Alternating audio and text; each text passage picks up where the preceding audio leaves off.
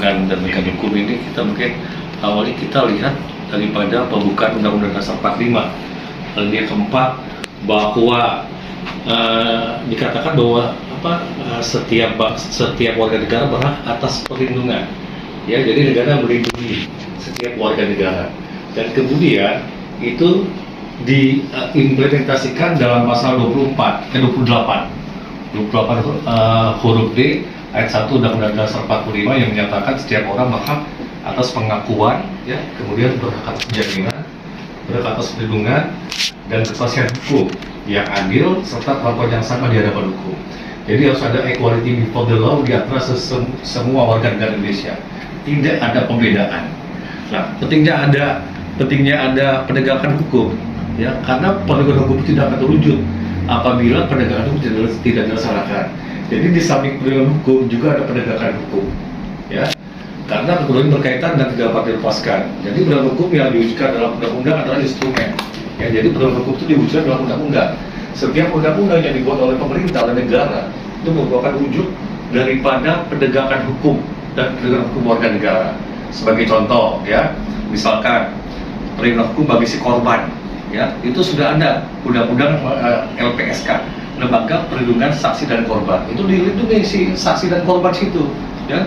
Bagaimana dia agar bisa aman dia memberikan keterangan di persidangan. Sebagai contoh mungkin dalam beberapa kasus, ya, ada artis tuh kan saling minta perlindungan di LPSK, atau mungkin keterangan kasus pada perkara Verdi Sambo itu kan ada Barada Eliezer itu meminta perlindungan hukum. Karena apa?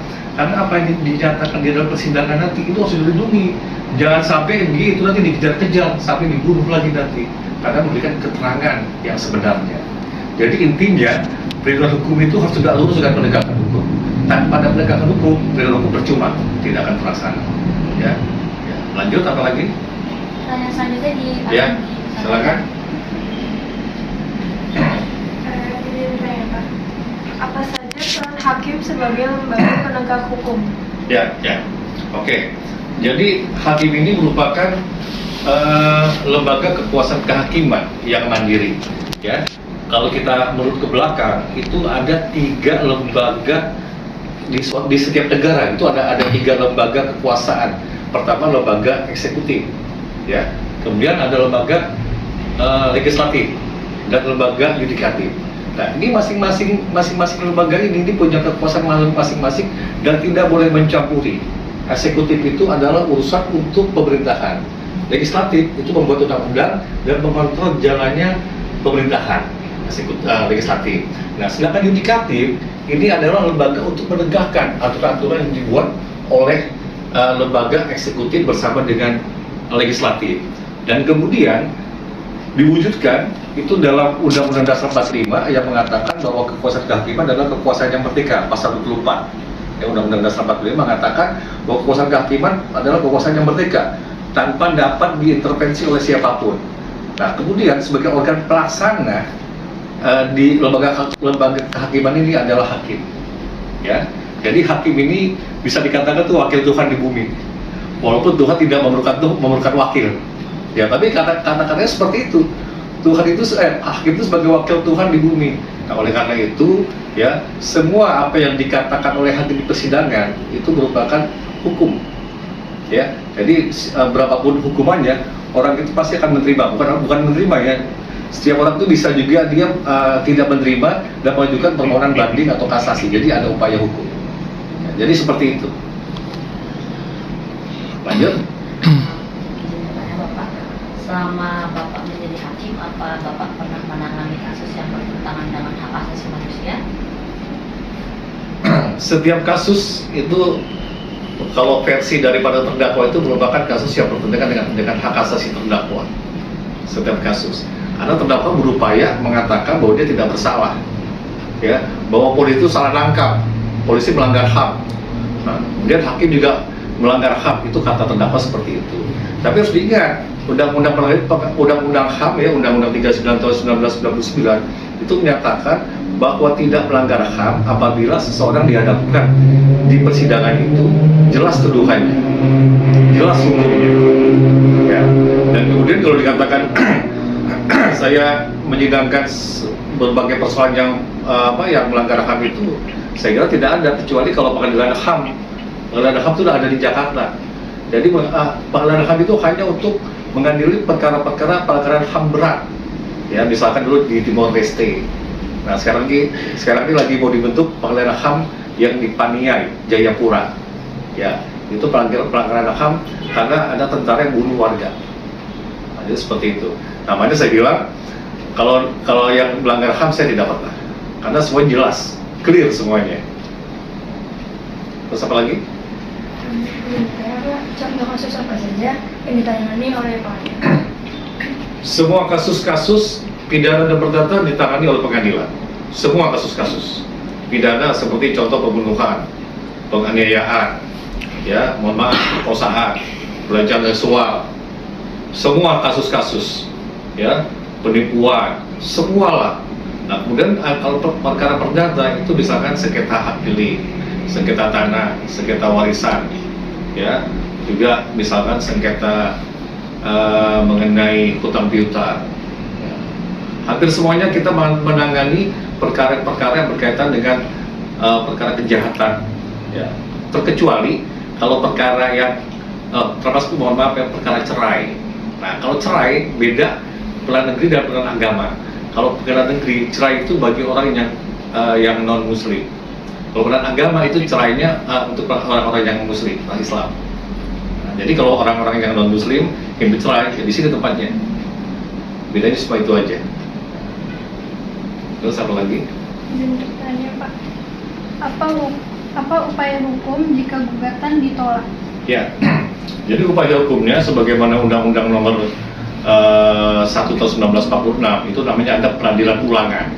Peradilan ulangan itu artinya peradilan banding. Jadi setiap perkara gugatan yang ditolak di pengadilan negeri, ya, dan pihak penggugat itu kalah, dia boleh mengajukan perlawanan atau upaya hukum, namanya banding.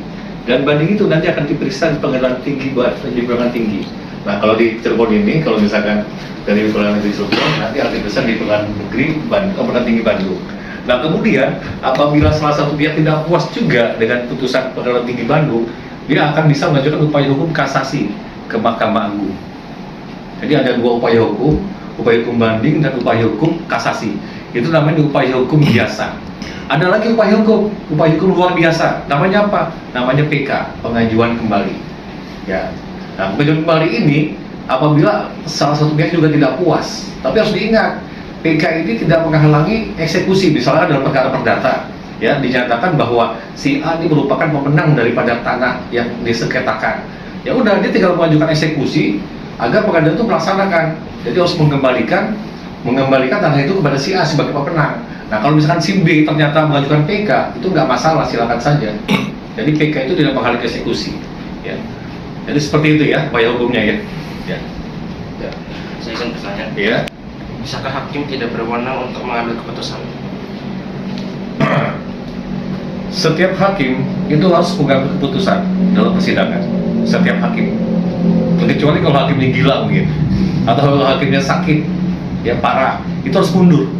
Atau hakimnya dia punya hubungan keluarga dengan salah satu jaksa, salah satu terdakwa, salah satu saksi, hakim harus mundur di persidangan dan digantikan hakim lain.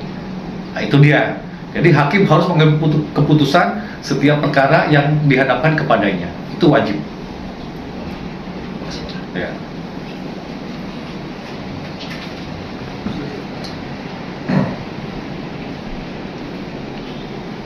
Ingin bertanya, Pak, apa akibat dan tindakan selanjutnya apabila salah satu pihak ada yang terlambat atau tidak datang ke persidangan? Ya, dalam perkara perdata, ya, itu ada namanya penggugat dan tergugat. Ya, penggugat orang yang mengajukan gugatan, tergugat orang yang digugat. Nah, kemudian apabila si penggugat yang tidak hadir sekali, ya, itu harus dipanggil lagi. Panggil lagi. Penggugat kedua kali tidak datang, ya, itu gugatan nanti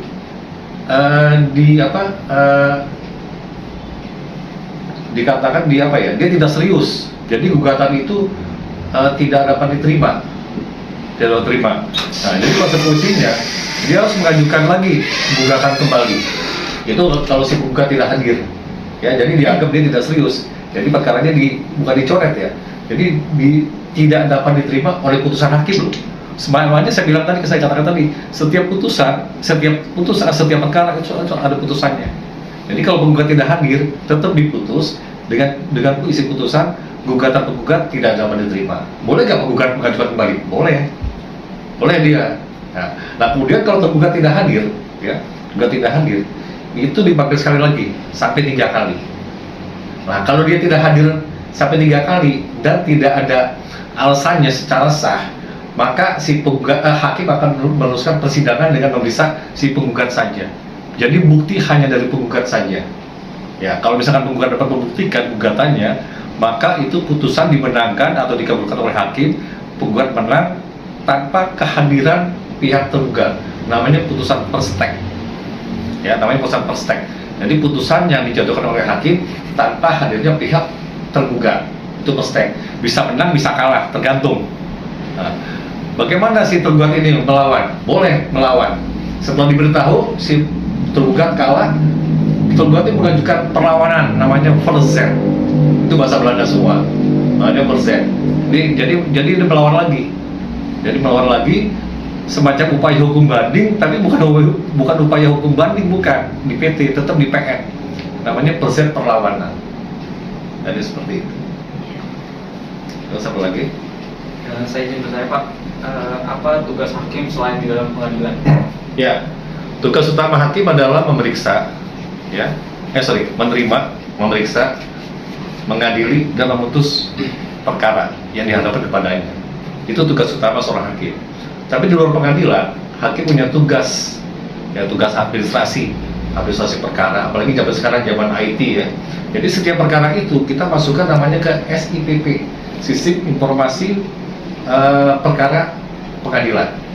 Jadi semua perkara itu kita masukkan di sini. Hakim SPP tugasnya apa? Dia tugasnya memasukkan putusan, jadi di-upload putusan di SPP. Nah, nanti SPP itu boleh dibuka oleh siapapun. Kalian juga boleh masuk di SPP. Bagaimana jenis putusan hakim itu bisa di-upload di SPP. Ya tinggal masuk aja ke PN Cirebon Kota, masuk tinggal buka SPP. Itu ada semuanya, putusan hakim. Atau masuk Mahkamah Agung, itu ada putusan kasasi, itu ada semuanya.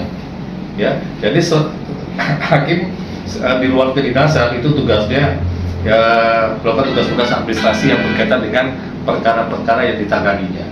Nah, ini seperti itu. Pertanyaan terakhir, izin bertanya, apa saja pertimbangan hakim dalam memutuskan suatu perkara? Ya, setiap putusan yang dibuat oleh hakim, ya, itu pasti dimensinya luas. Ya, kalau pihak yang menang itu mengatakan bahwa hakim itu putusannya adil, hakim itu baik, pintar, itu pasti seperti itu.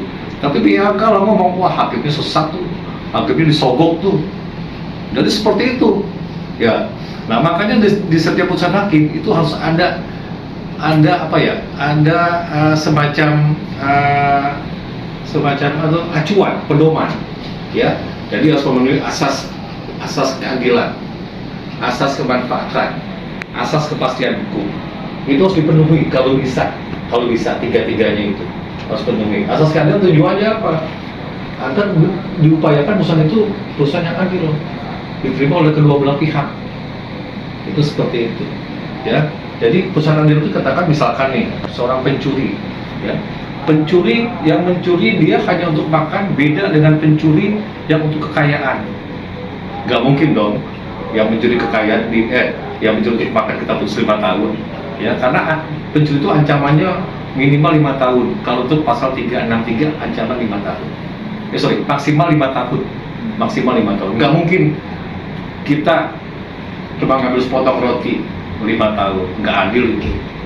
Ya kan? Nanti kita lihat case by case, kasus per kasus. Dia mencurinya buat apa nih? Tujuannya buat apa? Oh, mencuri susu buat anaknya. Ya. Bisa juga didamaikan. Namanya sekarang ada restoratif justice. Ya. Jadi pemulihan seperti keadaan semula. Dan jadi dimaafkan oleh si korban ini. Boleh seperti itu. Jadi dimaafkan, perkara kemudian tidak diteruskan di pengadilan, atau pengadilan nanti putus perkara itu menyerahkan kembali si terdakwa ini ke masyarakat. Jadi seperti itu. Harus tetap ada putusan. semua, ya. Jadi selain keadilan juga ada kepastian hukum. Jangan sampai putusan hakim itu menimbulkan tidak kepastian hukum di masyarakat, kegoncangan, polemik, ya, gara-gara putusan, misalnya putusan si pembunuh itu hanya diputus 2 tahun, padahal yang dia bunuh ada misalkan 5 orang, atau pembunuhnya sadis, nggak mungkin juga kita putus 2 tahun. Itu pasti akan suatu putusan yang kontroversial dan juga akan menimbulkan polemik atau perang kata-kata di masyarakat, di media, semuanya seperti itu. Jadi dia harus dilihat, ya. Dan juga kita lihat masalah kemanfaatannya, manfaat gak putusan hakim itu, manfaat gak dihukum mati, apa manfaatnya, ya kan? Kalau pengedar narkoba kita hukum mati, ya, akan memberikan efek jerak kepada pengedar yang narkoba yang lainnya. Wah, hati-hati nih, kalau saya bawa narkoba banyak ini bisa mati saya nih. Tapi kalau misalnya kita hukum cuma setahun, gampang setahun. Nanti juga saya keluar lagi, uang saya sudah banyak. Atau koruptor, ya, kita hukum bebas. Waduh, jangan sampai seperti itu. Dan negara mau dibawa kemana kalau seperti itu kan? Jadi dengan kasus per kasus seperti itu, ya. Terus apa lagi? Sudah Pak. Sudah? Sudah, tanya selesai. Ya, jadi kesimpulannya ya, bahwa hakim ini, bahwa pengadilan ini merupakan salah satu pilar dari penegakan hukum, ya. Jadi ada yang namanya integrated criminal justice system, sistem peradilan pidana terpadu, ya. Pertama dimulai dari kepolisian, ya, dia menyidik semuanya perkara-perkara, kemudian dibawa oleh jaksa sebagai penuntut umum dan kemudian diadili oleh hakim sebagai pemutus perkara. Nah, kemudian dilanjutkan oleh lembaga pemasyarakatan sebagai tempat pembina si narapidana itu. Dan satu lagi yang utama, advokat, pengacara, ya, itu akan membela hak-hak daripada si terdakwa. Belum tentu si terdakwa itu yang dibawa ke persidangan itu orang yang tepat memang atau orang yang bersalah, belum tentu juga. Ya, pengalaman saya pernah ada orang itu pura-pura jadi terdakwa, padahal bukan terdakwa. Karena apa? Karena dibayar dia. Karena dibayar. Jadi dia berkorban segalanya, tapi dijamin hidupnya, keluarganya dijamin. Jadi dia apa? Menyerahkan dirinya, pasang badan lah buat orang lain. Ada seperti itu, ya. Jadi seperti itulah. Oke, terima kasih atas kunjungannya. Semoga apa yang saya sampaikan bermanfaat ya bagi tugas-tugas kalian.